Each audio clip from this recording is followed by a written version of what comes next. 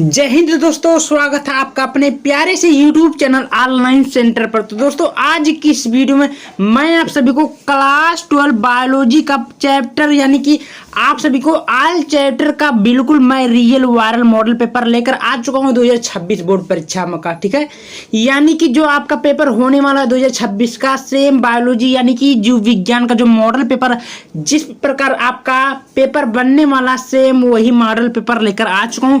देख सकते हैं इस पेपर को मैं पूरा हल बताऊंगा यानी कि सॉल्यूशन बताऊंगा। एंड आप लोग इस वीडियो को पूरा वॉच करते हैं तो इस वीडियो में 70 नंबर आपका क्लियर हो जाए यानी कि पक्का हो जाएगा। ठीक है, पेपर का कोड 348 CL पेपर कोड है। बोर्ड परीक्षा में सेम इसी प्रकार का आपका कोड देखने को मिलेगा। ठीक ना, तो ये मैं बता दे रहा हूँ मॉडल पेपर है, इसी प्रकार का सारा प्रश्न आपके बोर्ड परीक्षा में फंसने वाला। ठीक ना, जितना प्रश्न है सब मोस्ट इंपॉर्टेंट है। प्रश्न को अच्छे से रिवाइज करके तैयार कर लीजिएगा भाई। चलिए पेपर को बिना देर करते इस पेपर को A to Z पूरा हल बताता हूं एंड आप लोग इसको पूरा देखिएगा। देखिए यहाँ पर सबसे पहले अनुक्रमांक, यहाँ पर नाम भरना होता है, कुछ करने की जरूरत नहीं है। चलिए मैं आप सभी को पेपर का एक एक सोल्यूशन, समय आपका 3 घंटा 15 मिनट दिया ही जाएगा। पूर्णांक आपका 70 नंबर का ऑलरेडी दिया गया। बोल रहा है कि प्रारंभ के 15 पेपर को पढ़ने के लिए दिया जाएगा, सभी प्रश्न करना अनिवार्य है। ठीक है, देखिए यहाँ बोला सभी प्रश्न करना अनिवार्य है। अब क्या बोला देखिए, आगे देखिए बोला है कि आवश्यकता अनुसार अपने उत्तरों की पुष्टि नामांकित चित्रों को द्वारा कीजिए। प्रत्येक प्रश्न का निर्धारित अंक उनके सम्मुख दिया गया है। तो ये सब कुछ करने की जरूरत नहीं है दोस्तों, आपको सीधे बहुविकल्पीय प्रश्न में आ जाना। और बहुविकल्पीय प्रश्न आपके सामने यहाँ पर दिख चुका है। बोला कि सही विकल्प चुनकर अपनी उत्तर पुस्तिका में लिखना होगा। देखिए निम्नलिखित में कौन सी वायु परागण की विशेषता नहीं है। तो स्टूडेंट इस प्रकार क्वेश्चन बोला तो आपको कुछ करने की जरूरत नहीं है। तो यहाँ पर आपका उत्तर हो जाएगा। ठीक है,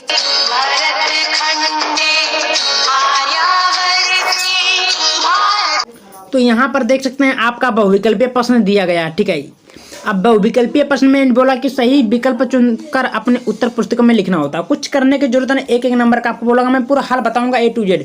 ठीक है, निम्नलिखित में से कौन सी वायु परागण की विशेषता नहीं है। देखिए इसमें का क्वेश्चन बोला तो आपका राइट उत्तर होगा असंख्य बीजांड यानी कि डी आपका राइट उत्तर होगा। समझ में आ रही है। चलिए दूसरा क्वेश्चन में देखते हैं। बोला दात्र कोशिका अरक्तता गैलूटेमिक अम्ल के निम्नलिखित में एमिनो अम्ल के प्रतिस्थापन से होता है। क्या होता है तो वाइलिन होता है। क्या होता है वाइलिन, सी आपका राइट उत्तर होगा। समझ में आ रही है। अगला देखते हैं छोटो दोस्तों क्या बोला हम गा प्रत्येक प्रतिरक्षी अणु में कितने पेप्टाइड बंद होते हैं। तो आपका राइट उत्तर होगा V 4 बंद होते हैं। ठीक है, समझ में आ रही है। चलिए अगला चलते हैं। बायोरिएक्टर में वृद्धि के लिए कायम रखने वाली अनुकूलन परिस्थितियों में निम्नलिखित में कौन सी नहीं है। तो आपके सामने दिया गया उपयुक्त में कोई नहीं, कौन सा है डी वाला आपका राइट उत्तर होगा। समझ में आ रही है। देखिए मैं आपको पूरा आसान तरीके से हल सही बता रहा हूँ, कुछ करने की जरूरत नहीं है। ठीक है, तो आपका यहाँ पर था उपयुक्त सभी क्लियर हुआ। चलिए आपके सामने निश्चित उत्तरीय प्रश्न दिख रहा होगा। बोला ऑक्जेलिक और कोमेलाइना कौन दो प्रकार के पुष्पों का उत्पादन करते हैं, उनका नाम लिखिए। तो आपको उत्तर में लिखना है कि ऑक्जेलिम्स और कोमेलाइना 2 प्रकार के पुष्प उत्पादन करते हैं। पहला है एमील अनुन्य मील परागण, ये आपका लिखना होता है। ठीक है ना, आपको दो एक नंबर आपका मिल गया। अगला क्वेश्चन आपके सामने बोल रहा है कि फ्रेडरिक ग्रिफिथ ने किस जीवाणु का प्रयोग अपने शोध में किया था, उस जीवाणु द्वारा जनित रोग का नाम भी लिखिए। तो आपको उत्तर में लिखना होगा कि फ्रेडरिक ग्रिफिथ ने स्ट्रेप्टोकोकस निमोनिया जीवाणु का प्रयोग अपने शोध में किया था। इस जीवाणु द्वारा निमोनिया रोग होता है। ठीक है, इस प्रकार आपको लिख देना होगा। देखिए दोस्तों कुछ करने की जरूरत नहीं है, आपको पूरे के पूरे पेपर का पूरा हल मिल रहा है। ठीक है ना, ये प्रश्न मोस्ट इंपॉर्टेंट है, तैयार भी कर सकते हैं। स्त्री जनन तंत्र में अंडोत्सर्ग के पश्चात अंडाशय में उत्सर्जित अंडाणु के संग्रह में उत्तरदायी भाग का नाम बताइए। तो इस प्रकार क्वेश्चन बोला तो कुछ करने की जरूरत भी नहीं है। उत्तर में आपको बोला स्त्री जनन तंत्र में अंडोत्सर्ग के बाद अंडाशय में उत्सर्जित अंडाणु के संग्रह में उत्तरदायी भाग झालर है।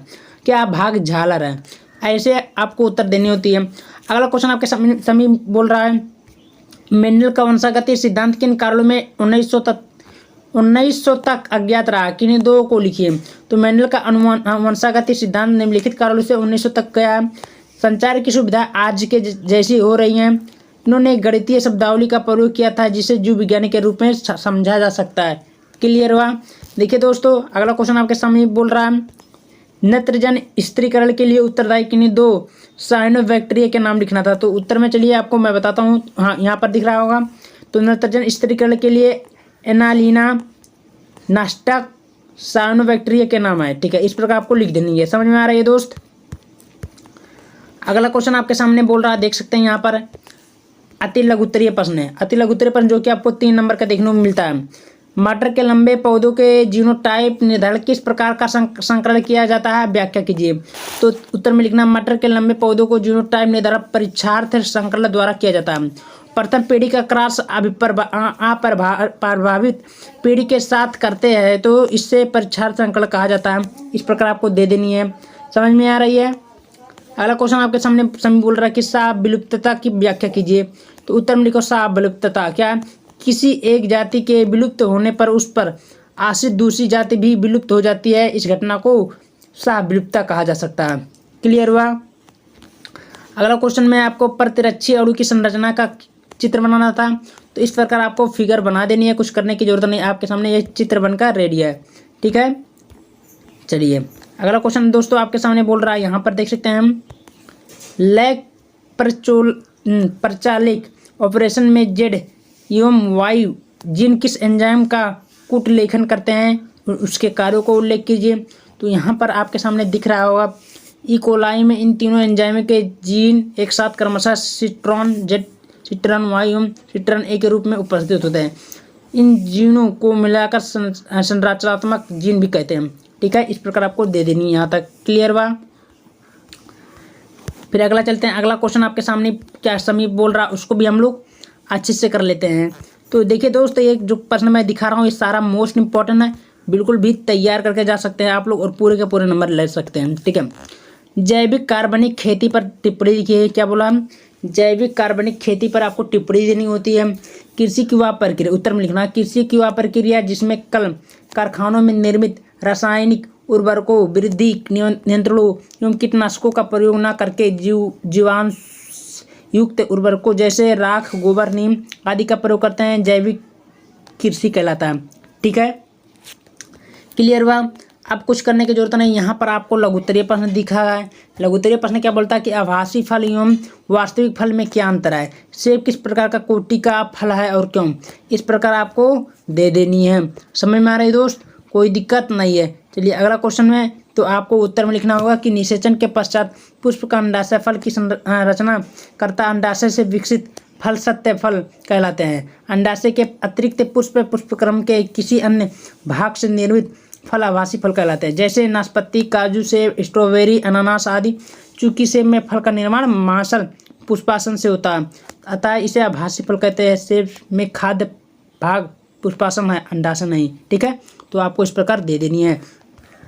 अगला क्वेश्चन आपके सामने बोल रहा है कि मेंडल ने अपने प्रयोग में मटर के पौधों का चयन क्यों किया था।